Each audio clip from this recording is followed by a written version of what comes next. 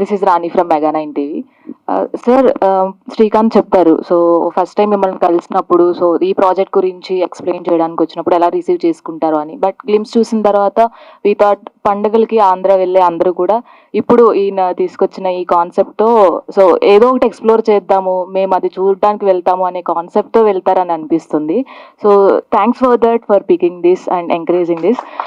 And ఇప్పుడు Srikanth first వచ్చినప్పుడు మీ opinion ఏంటి? అండ్ గౌరవనీయులు డిప్యూటీ సీఎం పవన్ కళ్యాణ్ గారి దగ్గర వరకు ఈ కాన్సెప్ట్ గురించి తీసుకువెళ్ళినప్పుడు ఫస్ట్ ఆయన రియాక్షన్ ఏంటి సార్? ఆయన రియాక్షన్ నాకు తెలియదండి.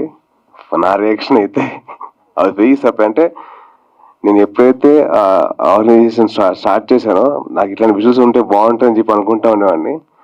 దానికంటే బెటర్ విజువల్స్ ఈ captured and hats off to him and his whole team. And దీన్ని సపోర్ట్ చేసిన ప్రొడ్యూసర్స్ కానివ్వండి, చాలా పేషెంట్గా, చాలా ఓపిక్గా చాలా తీశారు. So it's total his vision, capturing abilities, and I believe in his vision. ఆంధ్రాలో చాలా ప్లేసెస్ ఉంటాయి మనకి. కొంతమందికి గోదావరి అంటే ఇష్టం, కొంతమందికి విజయవాడలో చాలా ఇష్టపడుతూ ఉంటారు. అలాగా మీకు ఇష్టమైన ప్లేస్ ఏంటి? నాకు వైజాగ్ అంటే బాగా ఇష్టం అండి.